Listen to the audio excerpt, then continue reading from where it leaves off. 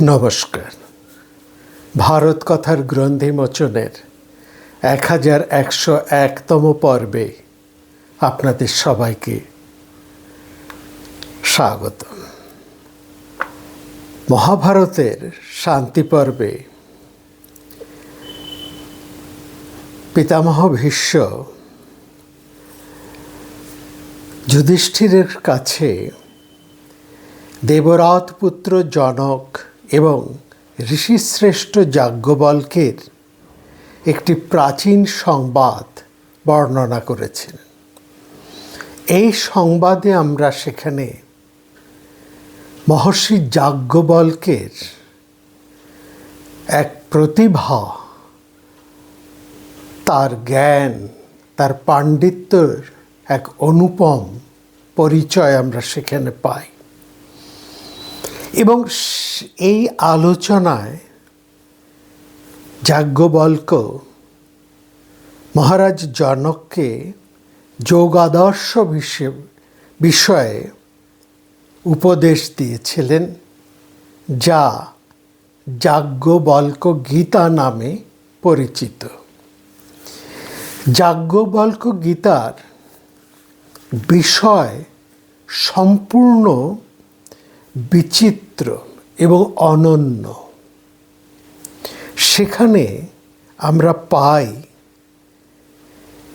যাজ্ঞবল্ক্য বিভিন্ন প্রকার প্রকৃতির উৎপত্তি এবং তাদের বিবর্তনকে অনুপুঙ্খভাবে সেখানে বর্ণনা করেছেন। প্রকৃতির যে 8টি প্রকৃতি, 16 ধরনের তার বিকার, 7 প্রকার ব্যক্ত বিষয়, সেই ব্যাপারে তিনি বিস্তারিত আলোচনা করেছেন। পঞ্চভূতের মধ্যে কোনগুলো সূক্ষ্মতম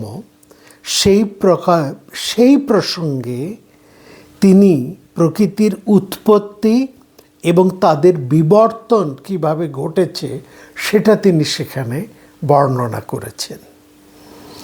প্রকৃতি তত্ত্বের মধ্যে কাল সংখ্যা, অর্থাৎ প্রকৃতি তত্ত্বের মধ্যে নিহিত যে কাল সংখ্যা, সেই বিষয়ে গভীর আলোচনার পরিচয়ও আমরা এই সংবাদের মধ্যে পাই। এবং পঞ্চভূতের উৎপত্তি এবং পঞ্চ ইন্দ্রিয়ের সাথে তাদের কি যোগ, সেটা আমরা সেখানে জানতে পারি। শুধু তাই নয়, যাজ্ঞবল্ক্য বিভিন্ন ইন্দ্রিয়ের মধ্যে মনের যে একটা প্রাধান্য, সেই প্রাধান্যের কথাও তিনি চমৎকারভাবে সেখানে উল্লেখ করেছেন এবং কালের সংজ্ঞার বিষয়েও তিনি উপদেশ দিয়েছিলেন। আর এই উপদেশের একটা বিশাল অংশ, বিশাল পরিসর জুড়ে সেখানে আছে অধ্যাত্ম, অধিভূত এবং অধিদৈব সংক্রান্ত আলোচনা। তিনি মোক্ষধর্ম সম্পর্কেও সেখানে বিস্তার আলোচনা করেছিলেন। এই যে যাজ্ঞবল্ক্যের একটা অনন্য পরিচয়, সেখানে আমাদের উৎসাহিত করে যাজ্ঞবল্ক্যের পরিচয় সম্পর্কে জানার। কে যাজ্ঞবল্ক্য? যাজ্ঞবল্ক্য তাকে নিয়ে, যাজ্ঞবল্ক্যকে নিয়ে যেমন মহাভারতে আলোচনা আছে, রামায়ণের মধ্যেও আলোচনা আছে।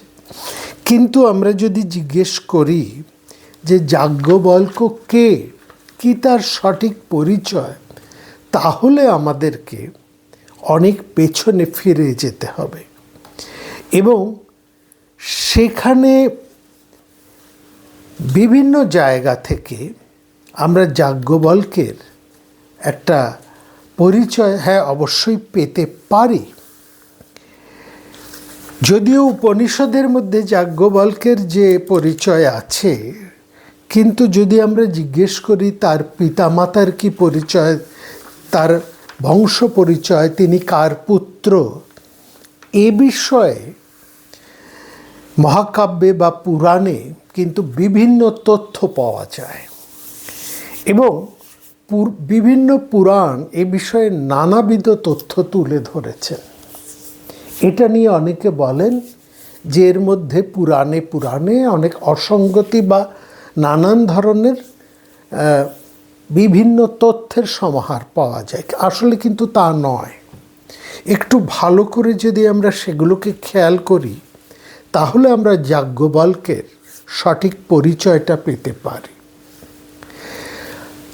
যাজ্ঞবল্ক্য সম্পর্কে এইটুকু শুধু আমরা বলে আর আমাদের এই কথা আরম্ভ করতে পারি, মহর্ষি ব্যাসের পর এমন বিশাল প্রতিভা, এমন গভীর জ্ঞান প্রজ্ঞান এবং বিভিন্ন বিষয়ে তার ব্যুৎপত্তি এবং বিশাল হৃদয়, এটি ঠিক ব্যাস পরবর্তী একমাত্র যাজ্ঞবল্ক্যের মধ্যে পাওয়া যায়। মহামতি অনন্তলাল খুব চমৎকার করেই এক কথা বলতেন যে ব্যাস শিক্ষার পরে আর এই ভারতবর্ষে রয়েছে যাজ্ঞবল্ক্যের শিক্ষা। অর্থাৎ ব্যাসের পরে যুগশিক্ষক হিসেবে যদি কারো নাম তুলে আনতে হয় সেই মহিমায়, সেই গুরুত্বে, তবে একমাত্র তিনি যাজ্ঞবল্ক্য। তাহলে আমরা কয়েকটি পর্বে যাজ্ঞবল্ক্য সম্পর্কে একটু জানব, তারপরে আসব অন্যান্য কথায়। যাজ্ঞবল্ক্য সম্পর্কে যদি বিস্তারিত আলোচনা করতে হয়, তাহলে কমপক্ষে আমরা হিসেব করে দেখেছি অন্তত 30 থেকে 40টি পর্ব লাগবে। এত বিশাল তার অবদান, হয়তো সেটাও সম্পূর্ণ হবে না, তবু আমরা সামান্য কয়েকটি পর্বে তার সম্পর্কে কিছু পরিচয় তুলে ধরার চেষ্টা করব, যার মধ্যে দিয়ে আমরা স্মরণ করব মহামতি ব্যাসকে, স্মরণ করব সেই কালের সমস্ত বড় বড় প্রজ্ঞাবান পুরুষদেরকে, অবশ্যই যাজ্ঞবল্ক্যকে, আর আমাদের শ্রদ্ধা জানাবো মহামতি অনন্তলাল ঠাকুরকে, যিনি যাজ্ঞবল্ক্য সম্পর্কে আমাদের কাছে নানা জায়গা থেকে বহু তথ্য বিভিন্ন সময়ে আলোচনা করেছেন। আমাদের তার যেটুকু আমরা ধরে রাখতে পেরেছি, অধিকাংশ ধরে রাখা সম্ভব হয়নি, কারণ যে সময় তিনি আমাদের কাছে আলোচনা করেছিলেন তখন আমাদের ধারণ ক্ষমতাটাও তত ছিল না। সেই অভাবটা আজকে আমরা মর্মে মর্মে অনুভব করছি। তবু বিভিন্ন সূত্র হতে আমরা সেই যাজ্ঞবল্ক্যকে আপনাদের সামনে তুলে ধরার একটা চেষ্টা করছি। বৈদিক ঋষিদের মধ্যে কে শ্রেষ্ঠতম, এ প্রশ্ন যদি আসে, তাহলে বশিষ্ঠ বিশ্বামিত্রের পরে যে ধারা, সেখানে মহর্ষি ব্যাস যেমন আছেন, ব্যাস পরবর্তী সর্বশ্রেষ্ঠ ব্রহ্মজ্ঞ ঋষি একমাত্র যাজ্ঞবল্ক্য। এ কথা সম্পর্কে আমরা নিঃসন্দেহে বলতে পারি। এবং শুধু তাই নয়, যাজ্ঞবল্ক্য সম্পর্কে আরেকটি কথা বলা হয়, ব্যাসের হৃদয়, ব্যাসের প্রজ্ঞা এবং ব্যাসের যে কৌতুক প্রবণ মন, এই সবকটি নিয়েই যাজ্ঞবল্ক্য এক সরস মানুষ। অর্থাৎ জ্ঞান পাণ্ডিত্য তাকে শুষ্ক করে তোলেনি। তার পরিচয়ও আমরা এই আলোচনার মধ্যে ক্রমান্বয়ে পাব। মহাভারতের অনুশাসন পর্বে যাজ্ঞবল্ক্যকে বিশ্বামিত্রের অন্যতম ব্রহ্মজ্ঞ পুত্র বলা হয়েছে। ব্রহ্মজ্ঞ পুত্র, খেয়াল করবেন, ব্রহ্মজ্ঞ পুত্র। এবং বায়ুপুরাণ, সেখানে যাজ্ঞবল্ক্যকে ব্রহ্মবাহুর পুত্র বলা হয়েছে। আবার যদি আপনারা বিষ্ণু পুরাণে আসেন, সে বিষ্ণু পুরাণের মধ্যে দেখবেন যাজ্ঞবল্ক্য তার পিতার পরিচয় সেখানে ব্রহ্মরাত। আবার যদি আপনারা মৎস্য পুরাণে চলে আসেন, তাহলে দেখবেন যাজ্ঞবল্ক্যকে বিশ্বামিত্রের বংশজাত গোত্র প্রবর্তক ঋষি বলা হয়েছে, শিষ্যও বলা হয়েছে। তাহলে এবং এই সমস্ত আলোচনা থেকে কিছু শ্রেণীর পণ্ডিত মানুষ তারা একটা ধোঁয়াশা তৈরি করে ফেলেছেন। তারা বলছেন এই সব যাজ্ঞবল্ক্য ভিন্ন, আলাদা আলাদা, যাজ্ঞবল্ক্য এক নয়। কিন্তু না, যাজ্ঞবল্ক্য এক, এবং তার এই সব কটা পরিচয়ও সঠিক। কিভাবে সেটা আগে আমরা নিরসন করি। দেখুন, বিষ্ণু পুরাণকে আমরা আগে ধরছি। সেখানে বলা হয়েছে যাজ্ঞবল্ক্য ব্রহ্মরাতের পুত্র। এবার আমরা যদি বায়ুপুরাণে যাই, সেখানে আমরা পাচ্ছি ব্রহ্মবায়ু। এবার মৎস্য পুরাণের পাঠের মধ্যে আপনারা খুব ভালো করে দেখবেন, এবং মহাভারতের উত্তর পাঠ, মধ্য পাঠ এবং কাশ্মীরি পাঠ, এই তিনটি পাঠের মধ্যে যাজ্ঞবল্ক্যের পরিচয়ের আসার আগে সেখানে বলা হয়েছে যে ব্রহ্মরাত এবং ব্রহ্মবায়ু, এই ব্রহ্মবাহু একজন, একই পুরুষ। যিনি ব্রহ্মবাহু তিনি ব্রহ্মরাত, অর্থাৎ ব্রহ্মবাহু এবং ব্রহ্মরাত একই ব্যক্তি। কারণ খুব পরিষ্কার, সেখানে বলছেন ব্রহ্মবাহু এবং ব্রহ্মরাত শব্দের মূল অর্থ এক, একই মানুষের এই দুটি নাম। তাহলে আমরা এইটা আমাদের কাছে এই জায়গাটা খুব পরিষ্কার হয়ে গেল যে মৎস্য পুরাণ, বিষ্ণু পুরাণ এবং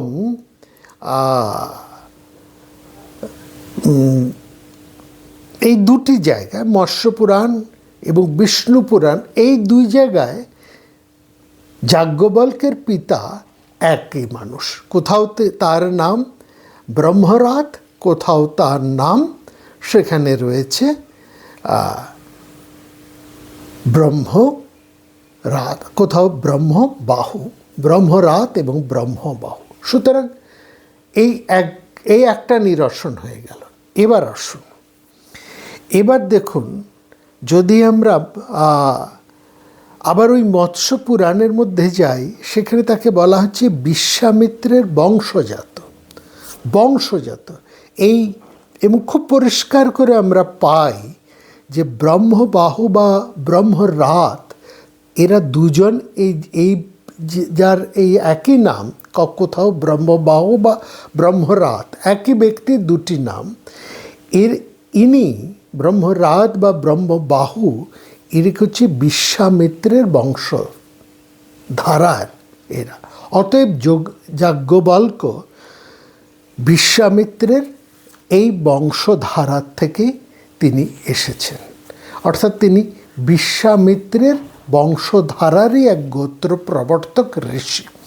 আবার এই যে গোত্র প্রবর্তক, এই কথাটা নিয়েও কিন্তু পণ্ডিতেরা বেশ কিছু গোলমাল পাকিয়ে ফেলেছেন। তারা বলছেন এই গোত্র প্রবর্তক কি আলাদা? না, গোত্র প্রবর্তন এটা মনে রাখবেন, এটা দুভাবে হতে পারে। গোত্র প্রবর্তন কিভাবে হয় না, যে কোনো একজন ঋষি, আমাদের এই গোত্র একটা ঋষির ধারা থেকে এসেছে। এইটা দুরকমভাবে হয়, একটা হচ্ছে সন্তানের ধারায়, মানে ঔরসজাত সন্তান সন্ততির ধারার থেকে, আবার আরেকটা হয় শিষ্য প্রশিষ্যের ধারার থেকে। আমরা আগের পর্বে আলোচনা করেছি শিষ্য সন্তান, যে অর্থে সন্তান সেই অর্থে যেমন ঔরসজাত, তেমনি শিষ্য একই অর্থে সন্তান। সন্তান অর্থাৎ যিনি তন থেকে জন্ম হচ্ছে, মনসজাত। সেই শিষ্য যেহেতু মনসজাত পুত্র, সেই হিসেবে শিষ্য গুরুর সন্তান। অতএব ঔরস ধারার থেকেও গোত্র সৃষ্টি হচ্ছে, আবার শিষ্য প্রশিষ্য এই ধারার থেকেও গোত্র তৈরি হচ্ছে। ভরদ্বাজ গোত্র দুরকমভাবে হয়, যেমন ভরদ্বাজ ঋষির ঔরসজাত এবং ভরদ্বাজ ঋষির শিষ্য প্রশিষ্য এই ধারার থেকে হয়। এইভাবে সমস্ত ঋষি বংশের ধারা চলে এসছে। সেই দিক থেকে বিশ্বামিত্রের শিষ্যও বটে তিনি। কিভাবে তিনি বিশ্বামিত্রের শিষ্য ধারা, সেই কথাই আমরা আসব। এবং এইখানে ব্রহ্মরাত কিংবা যখন আমরা সেখানে ব্রহ্মবাহুর কথা বলছি, ব্রহ্মবাহু বা ব্রহ্মরাত, তারা হচ্ছেন বিশ্বামিত্র ধারার ঔরসজাত সন্তান। এই দিক থেকেও যাজ্ঞবল্ক্য বিশ্বামিত্রের ধারার, আবার বিশ্বামিত্র ধারার শিষ্য প্রশিষ্য ধারার থেকেও তিনি সন্তান। কারণ আমরা আলোচনায় পাব বিশ্বামিত্র ধারার এমন একজন বিশাল গুরুকে, শিষ্যকে যাজ্ঞবল্ক্য গুরু হিসেবে পেয়েছিলেন। সুতরাং এই উভয় ধারার থেকে, বিশ্বামিত্রের উভয় ধারার থেকে, ঔরসজাত ধারার থেকে এবং শিষ্য ধারার থেকে যাজ্ঞবল্ক্য বিশ্বামিত্র গোত্রের। বোঝা গেল? এবার আসুন আরেকটি কথার মধ্যে আমরা আসি। সেখানে বলা হচ্ছে যে বিশ্বামিত্রের, আমরা এখানে মহাভারতের অনুশাসন পর্ব, মহাভারতের অনুশাসন পর্ব কি বলছে? যাজ্ঞবল্ক্যকে মহর্ষি বিশ্বামিত্রের ব্রহ্মজ্ঞ পুত্র, অর্থাৎ এই জায়গায় বুঝতে হবে মহাভারতের অনুশাসন পর্ব শিষ্য প্রশিষ্য ধারায় যাজ্ঞবল্ক্যকে বিশ্বামিত্রের ধারার গুরুত্বটিকে দিচ্ছে। ব্রহ্মজ্ঞ অর্থাৎ তিনি সেই গুরুর কাছ থেকে ব্রহ্ম শিক্ষা লাভ করেছিলেন, এই অর্থে তিনি ব্রহ্মজ্ঞ পুত্র। আবার সুতরাং এই সবগুলোই কিন্তু একজনকেই নির্দিষ্ট করছেন, যাজ্ঞবল্ক্য। যাজ্ঞবল্ক্যের পিতা কে, কি, সেই কথাগুলো আমরা এবার এক এক করে আসবো এবং তার পিতৃ পরিচয়ও আমরা দেব। দেখুন, যাজ্ঞবল্ক্যের কথা আসার আগে আমাদেরকে একটি ঘটনার দিকে তাকাতে হবে। একটি অত্যন্ত প্রাচীন ঘটনা, যা মহাভারতের মধ্যে আছে, বিভিন্ন পুরাণের মধ্যে আছে, খানিকটা উপনিষদের মধ্যেও আছে। কি সেই কাহিনী? ব্যাসদেব সেখানে রয়েছেন, তিনি বদরিকা আশ্রমে, তিনি ব্যাস অর্থাৎ তিনি বেদকে বিভাগ করেছেন 4 ভাগে এবং তার বেদকে বিভাগ অর্থাৎ এডিট করেছেন গদ্যে, পদ্যে, গদ্য, পদ্য এবং বাদ বাকি যা রয়েছে এই মোটামুটি প্রধান 3 এবং সব কিছু মিলিয়ে আরেকটি বেদ, অর্থাৎ ঋক, সাম, যজুর এবং অথর্ব। তো তিনি বিস্তারিতভাবে বেদ সংকলন করেছেন, এডিট করেছেন। সেখানে ব্যাসদেব সব হয়ে যাবার পর সেখানে এসে বসে আছেন। তিনি চাইছেন এই প্রত্যেকটি যে সংকলিত অংশ তার এক একজন গুণী শিষ্য সেই ভার গ্রহণ করুক। ব্যাস প্রথমেই পৈলকে ঋগ্বেদের ভারটি দিলেন, বললেন, ধীমান শিষ্যবর পৈল ঋগ্বেদের সংকলন করুন, বিস্তার করুন এবং ধারণ করুক তার শিষ্য প্রশিষ্য পরম্পরায়। তার শিষ্যরা রয়েছেন ইন্দ্র, প্রমিতি, বাষ্কল, এ কাজে তারা তাকে সাহায্য করুন। তারপরে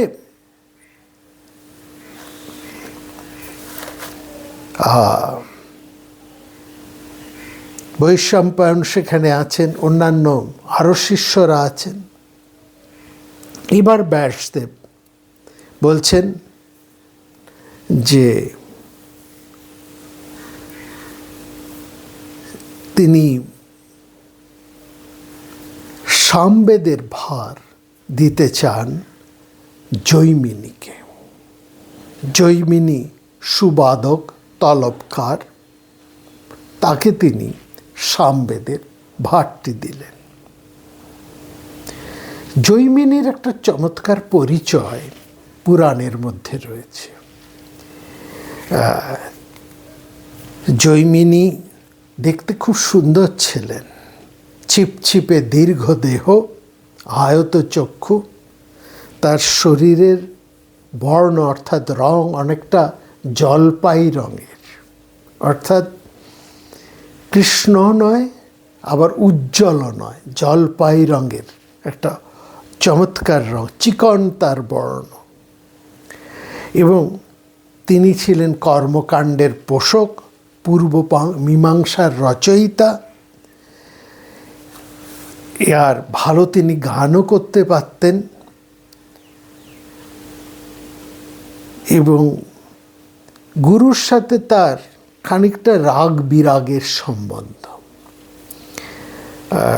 ব্যাস তার পূর্ব মীমাংসা অর্থাৎ জৈমিনী যখন পূর্ব মীমাংসা রচনা করলেন, ব্যাসদেব তার গুরু ব্যাসদেব রচনা করলেন, ঠিক তারপরেই উত্তর মীমাংসা, অর্থাৎ গুরু এবং শিষ্যের মধ্যে একটু রাগ বিরাগের সম্পর্ক।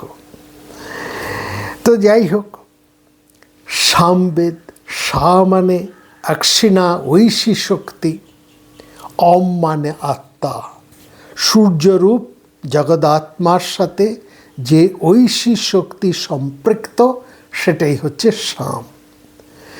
এবং বলা হয় যে সামবেদ হচ্ছে ঋগ্বেদের রস, সাম হচ্ছে গান, সঙ্গীত।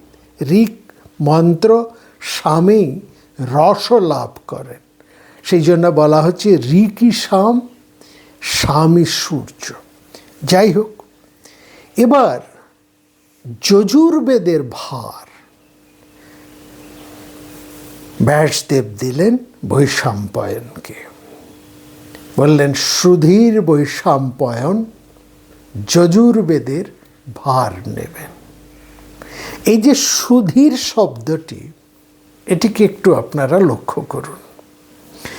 সুধীর শব্দ মানে হচ্ছে তার মধ্যে একটি ধীরতা রয়েছে, একটু ধৈর্য, একটু শুধু ধৈর্য নয়, একটু ধৈর্য মিশ্রিত ধীরতাও রয়েছে, ধীরজ যিনি।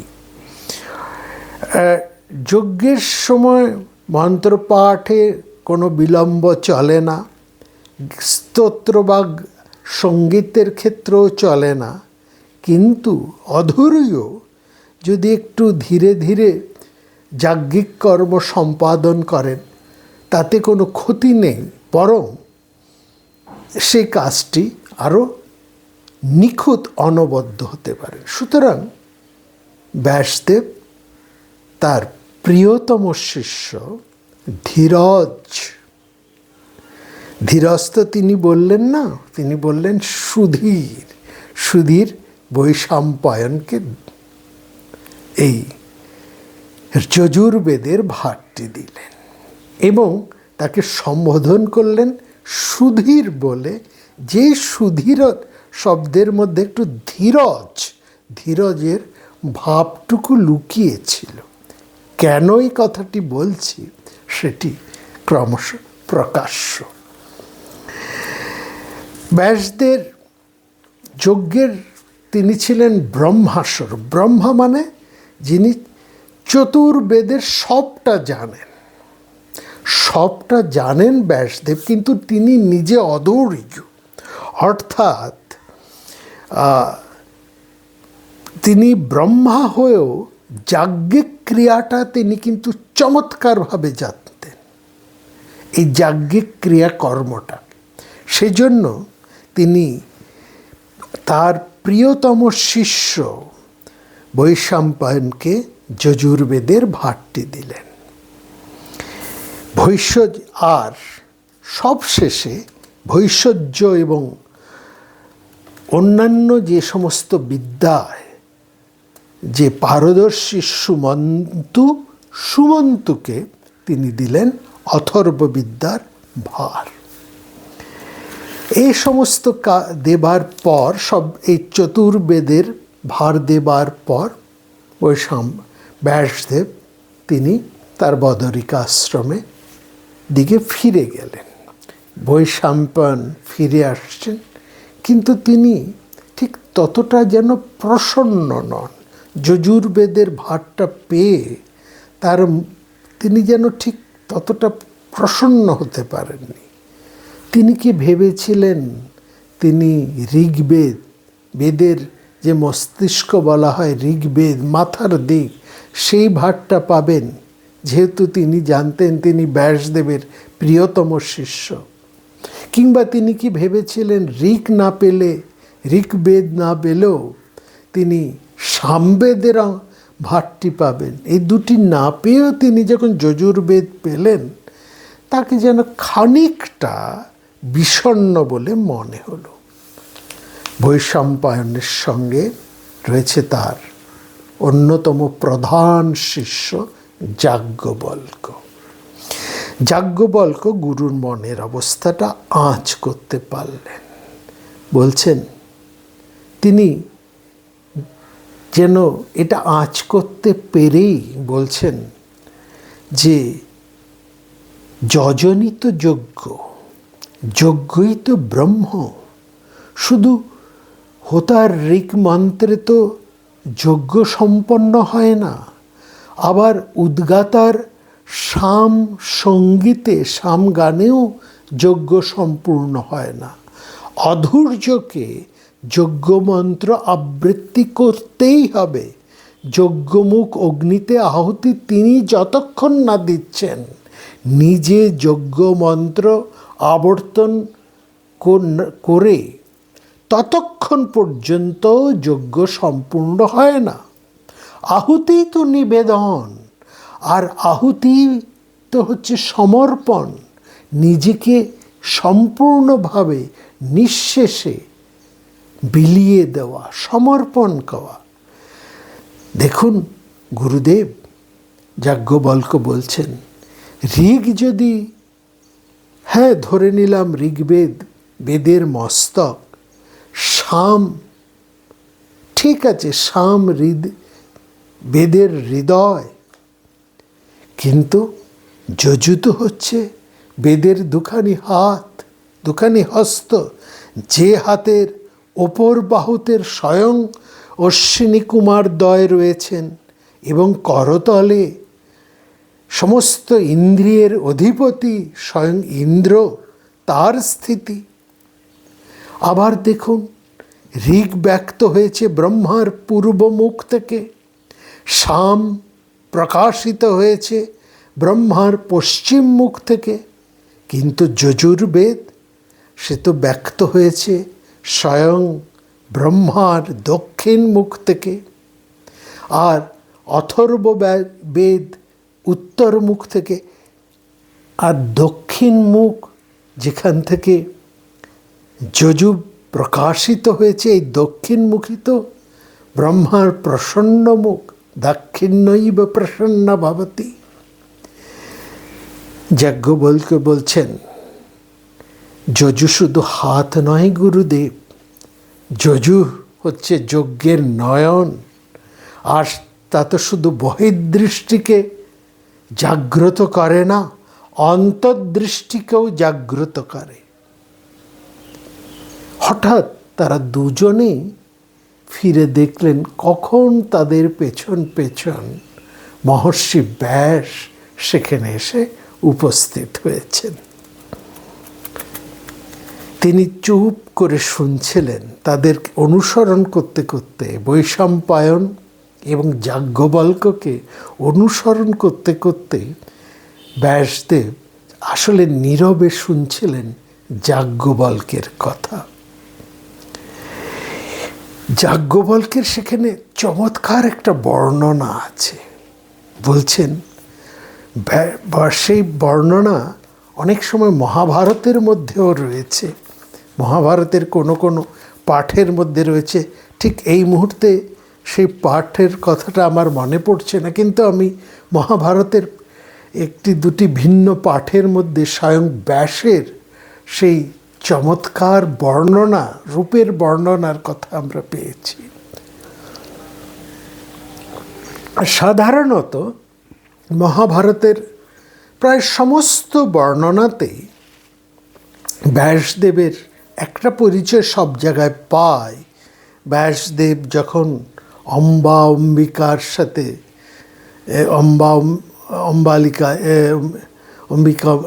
অম্বিকার সাথে মিলিত হতে যাচ্ছেন,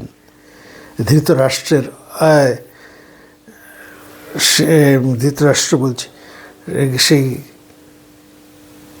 গুরু সত্যবতীর সে বিচিত্র বীর্য চিত্রাঙ্গদ এদের অন্দরমহলে সত্যবতীর নির্দেশে সেখানে ব্যাসদেবের যে বর্ণনা রয়েছে সে ভয়ঙ্কর। কৃষ্ণ শুষ্ক পিঙ্গল, মাথায় বিশাল জটা, রুক্ষ দেহ। তাকে দেখে একজন ভয় পেয়ে চোখ বন্ধ করে ফেলেছেন, আরেকজনের ভয় পেয়ে পাণ্ডুর বর্ণ হয়ে গিয়েছিলেন। এই তো অবস্থা হয়েছিল। তার জন্যের একজনের পুত্র হয়েছিল অন্ধ, আরেকজনের পুত্র রোগগ্রস্ত, পাণ্ডুর বর্ণ।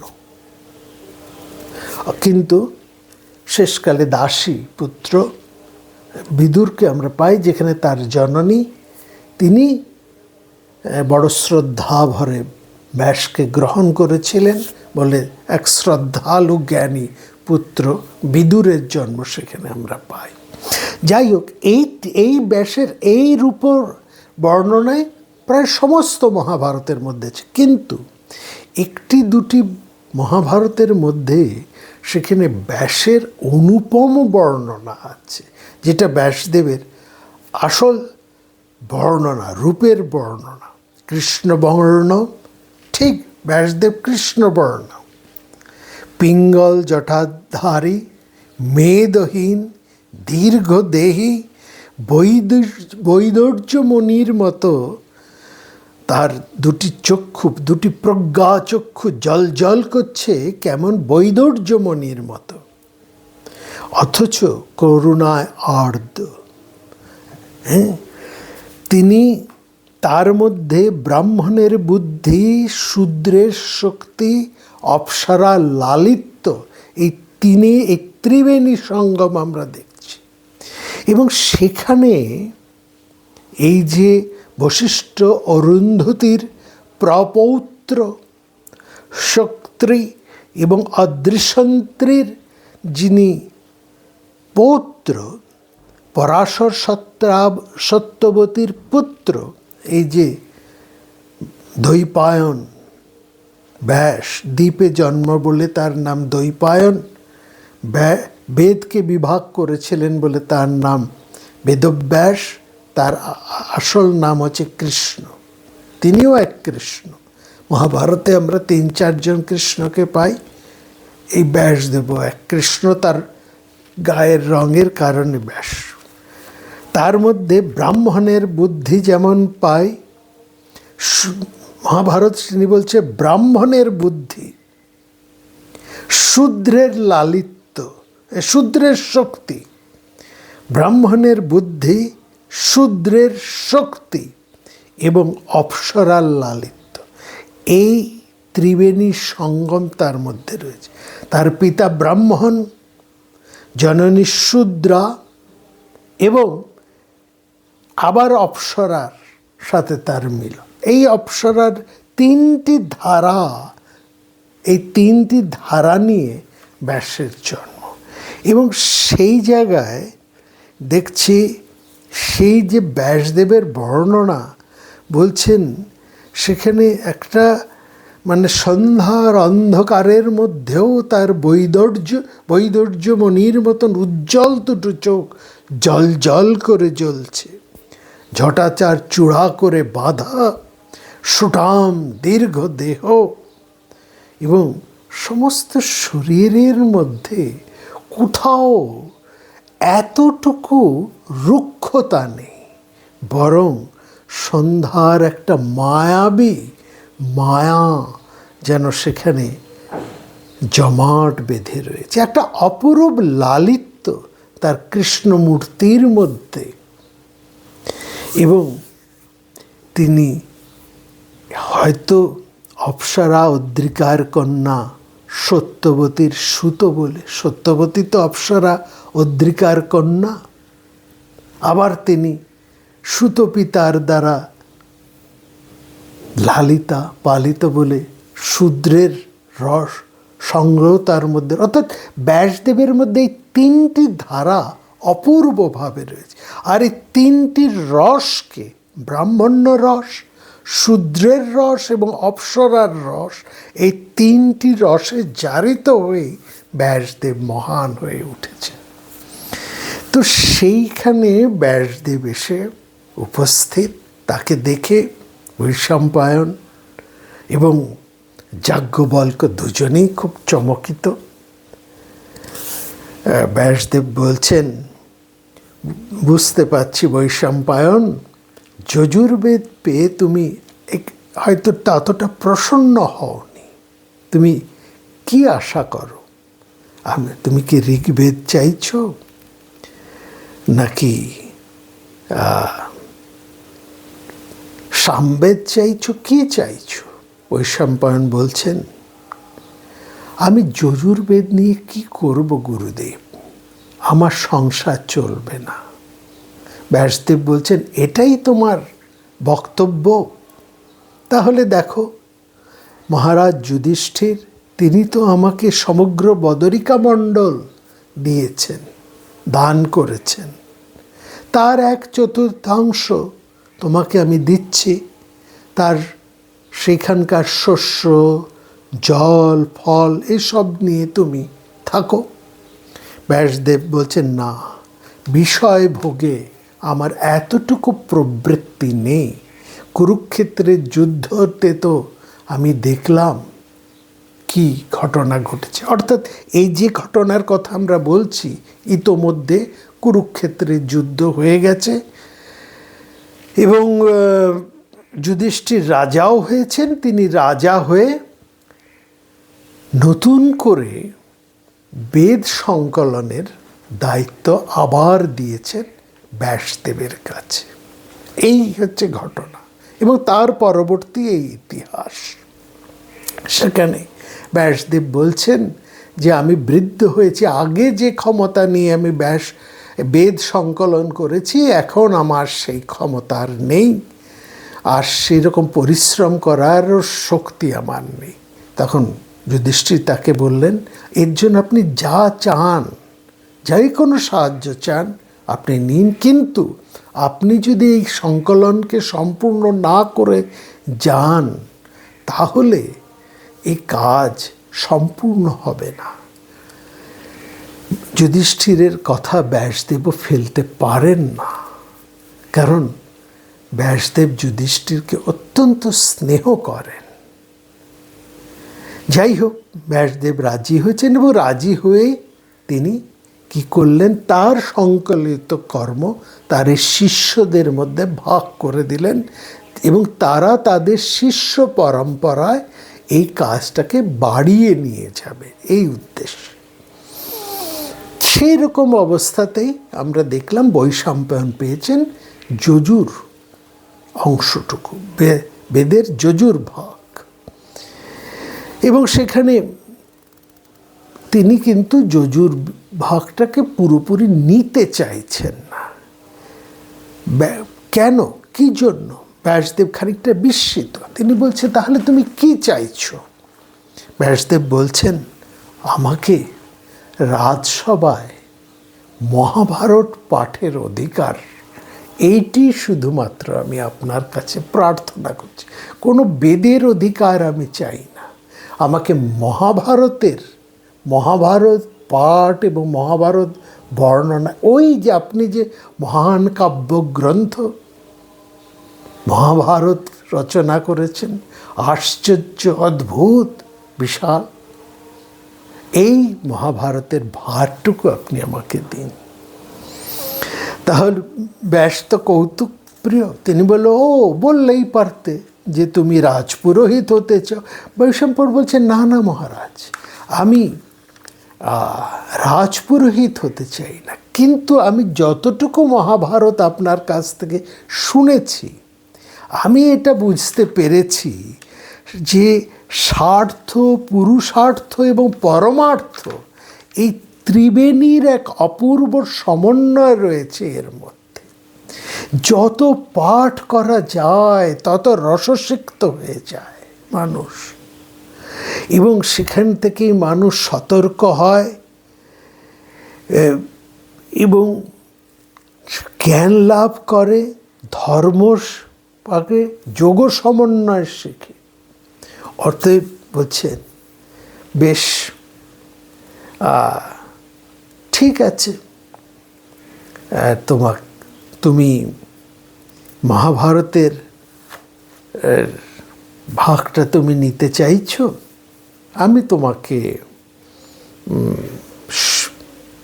দিলাম, সেই ভার আমি তোমাকে দিলাম। আগামী যে যজ্ঞ হবে, অর্থাৎ যুধিষ্ঠিরের সময় নয়, যুধিষ্ঠিরের প্রপৌত্র জনমেজয়, তার সভায় তুমি মহাভারত শোনাবে সবাইকে। বৈশম্পায়ন বললেন, এতদিন অপেক্ষা করতে হবে মহাভারত চর্চা করার জন্য, মহাভারত পাঠ করার জন্য? ব্যাসদেব বললেন, এতদিন কোথায়? যুধিষ্ঠির তো প্রৌঢ় হয়েছেন, তিনি আর বেশি দিন রাজত্ব করতে পারবেন না, আর তার পুত্র কেউ নেই। পৌত্র হিসেবে পরীক্ষিত বসবেন, পরীক্ষিত স্বল্পায়ু, আর তারপরেই বসবেন জন্মেজয়। তুমি পুত্র প্রপৌত্র ক্রমে পাণ্ডব সভায় মহাভারত চর্চা করবে। যাজ্ঞবল্ক্য অবাক হয়ে তাকিয়ে রইলেন ব্যাসের দিকে। কি অসাধারণ মনুষ্য চরিত্রকে পাঠ করতে পারেন এই ঋষি! কি গভীর মনস্তত্ত্ব জ্ঞান তার! তিনি অনিচ্ছুক শিষ্যকে কীভাবে তার কাজে যুক্ত করলেন, তার অভিমান দূর করলেন এবং সমস্ত মনোবেদনা দমিত করে তাকে তার নিজ ঈপ্সিত কর্মের মধ্যে তাকে যুক্ত করে গেলেন। অর্থাৎ তাকে মহাভারত দিলেন, কিন্তু যজুর্বেদের ভার থেকে তাকে মুক্ত করলেন না। আর এই দায়িত্ব দিয়েই ব্যাসদেব মুহূর্তের মধ্যেই সেই আশ্রম ত্যাগ করে তিনি ফিরে গেলেন। আসলে ব্যাসদেব লিপ্ত হয়েও নির্লিপ্ত। হাঁস যেমন সরোবরের মধ্যে বিচরণ করে, আবার সরোবরের জল মুহূর্তের মধ্যে গা থেকে ঝেড়ে আকাশে অসীমে নীলিমায় পাখা মেলে উড়ে যায়, এক ফোঁটা জলের চিহ্ন তার গায়ের মধ্যে লেগে থাকে না, ব্যাসদেব সেরকম সংসারের সমস্ত আসক্তির মধ্যে তিনি অনায়াস বিচরণ করেন। অথচ আসক্তির এতটুকু কণা, এতটুকু সংসারের পঙ্ক তার চরিত্রে, তার শরীরে, তার আচরণে কোথাও স্পর্শ করতে পারে না। দেখুন, পাণিনি তিনি জ্ঞান মার্গী, নারদ তিনি ভক্তি মার্গী, আর ব্যাসদেব তিনি কি করলেন? জ্ঞান, ভক্তি, কর্ম, অধ্যাত্ম, সংসার এবং সন্ন্যাস, এই সব কটিকে এক অপূর্বভাবে সমন্বয় করে তুললেন। সন্ন্যাসী হয়েও তিনি সংসারী, আবার সন্ন্যাসী হয়ে তিনি যেমন সংসারী, সংসারী হয়েও তিনি মহাভিকারী, ভিখারি হয়েও তিনি কবি। বহু দূরদৃষ্টি তার, দীর্ঘদর্শী। কেবল দীর্ঘদর্শী নন, তার হৃদয়খানিও বৃহৎ, দীর্ঘ হৃদয় তিনি। তার দৃষ্টি যেমন বিশাল, তার হৃদয়ও তেমন বিশাল। তার দৃষ্টির থেকে যেমন কিছুই বাদ যায় না, এ সংসারের কেউ তার হৃদয় থেকে সরে যায় না। সবাই তার হৃদয়ে কোনো না কোনোভাবে আশ্রয় পায়। কবি হয়েও যেন তিনি এক বিরাট সাধক। যাজ্ঞবল্ক্যের তিনি হচ্ছেন আদর্শ, এক পূর্ণাঙ্গ যুগ শিক্ষক। ব্যাস শিক্ষার পরে ব্যাস আমাদের মহামতি অনন্তলাল ঠাকুর এমনভাবেই ব্যাসের বর্ণনা করেছেন, আর এই বর্ণনা করেই তিনি বললেন, এর সঠিক উত্তরসূরি হিসেবে যদি আপনারা কাউকে নির্বাচন করেন, কারো নাম জানতে চান, বা কেউ যদি থাকেন, জানবেন তিনি একমাত্র যাজ্ঞবল্ক্য। যাজ্ঞবল্ক্যকে প্রণাম জানিয়ে, ব্যাসকে প্রণাম জানিয়ে, মহামতি অনন্তলালকে প্রণাম জানিয়ে আমরা আলোচনা করছি যাজ্ঞবল্ক্য চরিত। একটি ঘটনা, এটিও বেশিরভাগ পুরাণ, মহাভারত এবং কিছু বৈদিক সাহিত্য বা বেদের মধ্যেও আছে।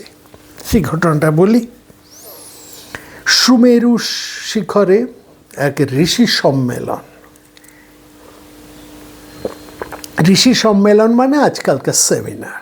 বিরাট বিদগ্ধ মানুষদের যেমন সেমিনার হয়, আজকাল হয় না, আগে খুব বড় বড় সেমিনার হতো। আজকাল সেমিনার জিনিসটাই সেই অর্থে প্রায় উঠেই গিয়েছে। একটা সময় পর্যন্ত আমরা দেখেছি বিরাট বিরাট পণ্ডিত মানুষেরা আসতেন। এই সেমিনারগুলো বিভিন্ন শিক্ষা প্রতিষ্ঠান কিংবা বড় বড় অধ্যাত্ম প্রতিষ্ঠান, বড় বড় সন্ন্যাসী সমাজের যে সমস্ত বড় বড় আশ্রম সেখানে হতো। এই যে কাশীতে, আমাদের নবদ্বীপে, বৃন্দাবনের কোথাও, এরকম অন্যান্য মিথিলা, এরকম বিভিন্ন বড় বড় সেই সমস্ত জায়গাতেও যেখানে শিক্ষা প্রতিষ্ঠান, সেখানে এরকম বড় বড় সেমিনার হতো। বেশি দিনের কথা নয়, এই 1980-90-এর দশকেও তার বেশ কিছু ছিল। এখন এই ধারা একেবারে চলেই গেছে, হয় না। যাই হোক, সেরকমই একটা বিরাট বিদগ্ধ জ্ঞানী পুরুষদের একটা সেখানে ঋষি সভা সুমেরু শিখরে। সেখানে বিষয় হচ্ছে কি নিয়ে এই আয়োজন? ঋষি সম্মেলন, অশ্বমেধ যজ্ঞ নিয়মাবলী। অশ্বমেধ যজ্ঞ কিভাবে হবে তার একটা নিয়মাবলী, সেটা স্থির হবে। ঋষিরা সবাই এসেছেন। কারা এসেছেন? পৈল, জৈমিনী, সুমন্তু, ভরদ্বাজ, কাশ্যপ, মিত্র, বিবুধেন্দ্র, এরকম বড় বড় সমস্ত এসেছেন। এই সভায় আসতে হবে। বৈশম্পায়ন তিনিও আমন্ত্রিত। কিন্তু বৈশম্পায়ন ওই যে বলেছি ধীরজ, তাকে যে তার গুরু একটুখানি স্নেহ করেই হোক বা একটু কৌতুক ভরেই তাকে সুধীর বলেছেন। এই সুধীরের মধ্যে যে ধীরতা রয়েছে, এইটা তার চরিত্রগত লক্ষণ। তিনি প্রায় সমস্ত এরকম সম্মেলনে খুব দেরি করে আসেন। এটা তার স্বভাব, একটু ঢিলে ঢালা প্রকৃতির মানুষ, এবং অনেক জায়গায় তিনি অনুপস্থিত থাকেন। কিন্তু আজকেরটা মহাসম্মেলন, তাকে আসতেই হবে। আর তার এই যে স্বভাব, ঢিলে ঢালা স্বভাব, এটা ব্যাসদেব মেনে নেন, কারণ তিনি জানেন তার শিষ্যের স্বভাব এরকম। এটা তার ইচ্ছাকৃত নয়, এটা তার স্বভাবের দোষ। কিন্তু অন্যান্য ঋষিরা তো সেটা মানবেন না, কেনই বা মানতে যাবেন না? তাছাড়া একবার দুবার, আচ্ছা তিনবার ছাড় দিতে পারে, পরপর যদি এরকম চলতেই থাকে, এরকম বলা হয় এরকম নাকি তিনি 16টা সভায়, পরপর 16টা সভায় হয় দেরি করে এসছেন, নয় আসেননি, এরকম হয়েছে তার বিচিত্র। কিন্তু নিয়ম হয়েছে এই সুমেরু শিখরে, এই জন্য নিয়ম করা হয়েছে, যিনি সময় উপস্থিত থাকবেন না তাকে ব্রহ্মহত্যার পাতক হতে হবে। এইখানে দাঁড়ান, এই ব্রহ্মহত্যার পাতক মানে ব্রহ্মহত্যার মতন একটা গুরুতর দণ্ড তাকে দেওয়া হবে। তিনি যদি না আসেন, অনুপস্থিত থাকেন বা দেরি করে, খুব দেরি করে আসেন, তাহলে ব্রহ্মহত্যা করলে যেরকম দোষে দুষ্ট হয়, এই একই দোষে তাকে দুষ্ট করা হবে। এটা নয় যে তিনি কোনো রকম ব্রহ্মকে হত্যা করেছেন। আবার আরেক দিক থেকে বলা হয়, ব্রহ্ম যেহেতু কাল, সময়, সে সময়কে যিনি হত্যা করছেন, অর্থাৎ কথা দিয়ে কথা না রাখা, সময়ে উপস্থিত না আসা, সময়ে উপস্থিত না থাকা, এটাও সেই কালকে অস্বীকার, অর্থাৎ ব্রহ্মকে অস্বীকার বা ব্রহ্ম হত্যার শামিল। এই অর্থে এই বৈশম্পায়নকেও বলছে, এই অর্থে নিয়ম হয়েছে যে বা যিনি দেরি করে আসবেন বা অনুপস্থিত থাকবেন, তিনি ওই ব্রহ্মহত্যার পাতক হবেন। এত করেও কিন্তু বৈশম্পায়নের দীর্ঘসূত্রিতার দোষ কাটল না। তিনি আজও আসেননি, এবং গুরুত্বপূর্ণ এই আলোচনা আসা তো তার একটা কর্তব্য, যেহেতু তিনি যজ্ঞের এই বেদের একটা বিরাট অংশের তিনি প্রধান, সুতরাং তার একটা থাকতেই হবে, তার একটা মতামতের দাম আছে। যাই হোক, সেখানে আমরা দেখছি যাজ্ঞবল্ক্য, বৈশম্পায়নের প্রধান শিষ্য, তিনি উপস্থিত আছেন। এবং সেখানে তাকে যখন জিজ্ঞেস করা হলো, তিনি বললেন, হ্যাঁ, আমাকে তো গুরুদেব বললেন যে তুমি যাও, যজুর প্রধান সূত্রগুলো নিয়ে তুমি সেখানে উপস্থিত থাকো, আমি আসছি। কিন্তু কেন তিনি আসছেন না, কেন তিনি দেরি করছেন, আমি তো বলতে পারছি না। যাজ্ঞবল্ক্য খুব চিন্তিত। প্রায় যখন সব শেষ, বৈশম্পায়নের দেখা নেই, এবং প্রায় সভা শেষের দিকে এমন সময় হঠাৎ দেখা গেল যে বৈশম্পায়ন আসছেন। খুব চমৎকার তার একটা বর্ণনা দিয়েছে। এ প্রসঙ্গে একটা কথা বলে রাখি যখন যাজ্ঞবল্ক্য নিয়ে আমাদের একটু কথা হচ্ছে, তো এই মহামতি অনন্তলাল তিনি আমাদেরকে একজনের কাছে নিয়ে গিয়েছিলেন। অনেকেই আমাকে অনুরোধ করেছেন এই মহামতি অনন্তলাল সম্পর্কে বলার জন্য। আসলে তার কথা এতদিকে এতভাবে ছড়িয়ে রয়েছে, তার অনুকম্পা, তার ভালোবাসা, তার বিচিত্র কীর্তি, সবগুলোকে ওরকম গুছিয়ে বলাটাও কিন্তু সবসময় হয়ে ওঠে না। বহু কথার মাঝে তার কথা, এইভাবেই না হয় বলা যাক। তো এই বাদশানেও যাজ্ঞবল্ক্যের কথা যখন আমরা বলছি, তখন এই আবার মহামতি অনন্তলালের কথা আসছে। এবং সেই সময়ে আমাদের খুব মনে পড়ছে, তিনি এই সময় আমাদেরকে পাঠিয়েছিলেন এক মহীয়সীর কাছে। তিনি দীপ্তি ত্রিপাঠী। আপনারা অমলেশ ত্রিপাঠীর নাম জানেন। অমলেশ ত্রিপাঠী যিনি ঐতিহাসিক, কলকাতা বিশ্ববিদ্যালয়ের একজন ইতিহাসের বিরাট অধ্যাপক। তার স্ত্রী হচ্ছেন শ্রীমতী দীপ্তি ত্রিপাঠী। এবং দীপ্তি ত্রিপাঠী তার বিরাট পরিচয়। তিনি কলকাতা ও বাংলার সাহিত্যে একজন যশস্বিনী তিনি। এবং প্রথমে বেথুন কলেজে বাংলার অধ্যাপিকা ছিলেন, পরে অধ্যক্ষা হন সেখানে। এবং তিনি বহু গ্রন্থ রচনা করেন, তার মধ্যে এই যাজ্ঞবল্ক্যকে নিয়েও রচনা করেন। এই যে তার কথা যাজ্ঞবল্ক্যকে নিয়ে রচনা, এটি ঠাকুরমশাইয়ের নজরে পড়েছিল। সুতরাং তিনি আমাদের কাছে ওই দীপ্তি ত্রিপাঠীর কাছে পাঠিয়েছিলেন যে প্রথমে তোমরা ওনার কাছে যাও, ওনার কাছ থেকে শুনে এসো, তারপরে না হয় আমি বলবো এই প্রসঙ্গে।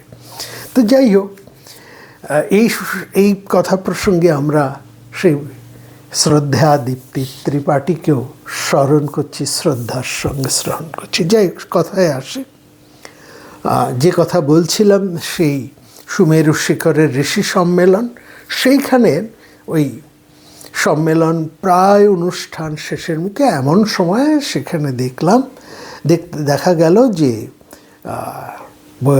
আসছেন নিরুদ্বেগ গতিতে, ধীরে ধীরে বৈশম্পায়ন উপস্থিত হচ্ছেন। এবং তার এরকম ধীরজ একটা উপেক্ষার ভাব দেখে ঋষিরা খুব বিরক্ত হলেন এবং তারা বললেন যে না, যে তাকে এবার ক্ষমা করা যায় না। এত বলার পরেও যে তার স্বভাব তিনি কিছুতেই ঠিক করছেন না, যেন খানিকটা আমাদেরকে উপেক্ষাই করছেন। সুতরাং সেই সুমেরু শিখর থেকে অন্যান্য সমস্ত ঋষিবৃন্দ একযোগ হয়ে তারা ঘোষণা করলেন যে বৈশম্পায়ন ব্রহ্মহত্যাজনিত পাতকে, তাকে পাতক ঘোষণা করা হচ্ছে, ব্রহ্মহত্যার পাতক হিসেবে তাকে দায়ী করা হচ্ছে। সেখানে তো ব্যাসদেব নেই যে তিনি বৈশম্পায়নকে এবার ছাড় দিয়ে দেবেন, ক্ষমা করে দেবেন। কিন্তু দেখা গেল যে বৈশম্পায়নকে ব্রহ্মহত্যার পাতক ঘোষণা করার পরেও তিনি কেমন একটা অবিচল রইলেন, আদৌ তিনি বিচলিত হলেন না। কিন্তু যাজ্ঞবল্ক্য হলেন। এই গুরুর অপমানে, এটা যে কত বড় অপমান, তিনি খুবই অপমানিত বোধ করলেন। তার উপরে গুরুর একটা নিশ্চিন্ত ভাব, তিনি এটা মেনে নিতে পারলেন না। তিনি বুঝতে পারলেন যে এর পরিণাম কি হতে পারে। তিনি গুরুকে বললেন, গুরুদেব, বৈশম্পায়নকে বললেন, গুরুদেব, আচার্য, আপনি এর পরিণাম বুঝতে পাচ্ছেন? বৈশম্পায়ন যেন খানিকটা অবিচল থেকেই বললেন, হ্যাঁ, কি আছে, আমাকে কিছু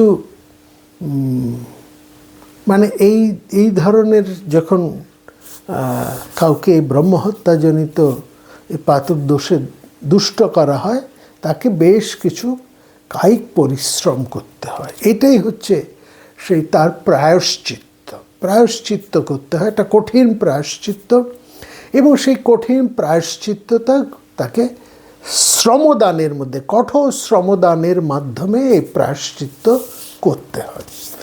বৈশম্পায়ন বললেন, আমার বহু শিষ্য আছে, আমার কথায় তারা আমার এই প্রায়শ্চিত্তের যে কঠোর শ্রম তারা করে দেবেন। যাজ্ঞবল্ক্য বললেন, এই যে কি কঠোরতা এই প্রায়শ্চিত্তের, সেটা আপনি বুঝতে পাচ্ছেন? যাজ্ঞবল্ক্য বলছে, হ্যাঁ, আশ্রমে আশ্রমে গিয়ে তাদেরকে দীর্ঘ সময় ধরে যজ্ঞ কাঠ কাটতে হবে, জল তুলে দিতে হবে, তাদের আশ্রমের পরিচর্যা করতে হবে, তাদের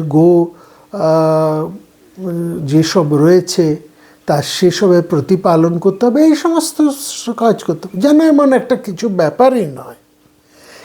কিন্তু যাজ্ঞবল্ক্য বলছেন যে এটা বুঝতে পাচ্ছেন যে এই দীর্ঘকাল ধরে, বৎসরের উপর এই দীর্ঘ সময় ধরে এই কঠোর পরিশ্রমে যখন অন্যান্য গুরু ভাইরা বৈশম্পায়নের সমস্ত শিষ্যরা এই কাজে ব্যপ্ত থাকবে, হ্যাঁ, তখন তো তারা কখন পাঠন করবে, কখন তাদের সাধ্যায় হবে, কখন তারা নিজেদের চর্চাটা করবে? এই দীর্ঘ সময় ধরে তো তাদের কোনো রকম চর্চা থাকবে না। এইটা হচ্ছে বড় জিনিস। অর্থাৎ দিনগত পাপ এইটা শোধ করতে করতেই তাদের জীবন চলে যাবে। এই দীর্ঘ সময় ধরে তারা কোনো রকম সাধ্যায় কর্ম, কোনো জ্ঞান চর্চা করতে পারবে না। এর জন্য যে বিরাট ক্ষতি হবে, এটা কি গুরু বুঝতে পারছেন না? যাজ্ঞবল্ক্য আশ্চর্য হলেন, এখানে তিনি দুঃখিত হলেন, তার ক্ষোভ, তার বেদনা ঠিক এই জায়গায়। ঠিক যে দেখবেন এখন বহু আশ্রমে যদি আপনারা যান, এখনকার বহু আশ্রম আছে এখন, সেখানে দেখবেন হয় সেখানে খুব নাম সংকীর্তন হচ্ছে, না হয়তো খুব সেবা হচ্ছে, পূজা পাঠ হচ্ছে, বা নিজেদের প্রতিদিনের জীবনযাত্রা প্রতিপালনের জন্য তাদেরকে উদয়স্ত পরিশ্রম করতে হচ্ছে। কারণ প্রায় সমস্ত আশ্রমে আপনারা দেখবেন এখন চট করে সেরকম শিষ্য সন্ন্যাসী ব্রহ্মচারী হওয়ার জন্য কেউ পাওয়া যায় না, ব্রহ্মচারী আসে না নতুন। ফলত অনেক আশ্রমে আমি গিয়ে দেখেছি, বহু প্রাচীন আশ্রমে যারা রয়েছেন, সন্ন্যাসিনী যারা আছেন, তারা নিজেরা কায়িক পরিশ্রম করছেন, প্রচুর কায়িক পরিশ্রম।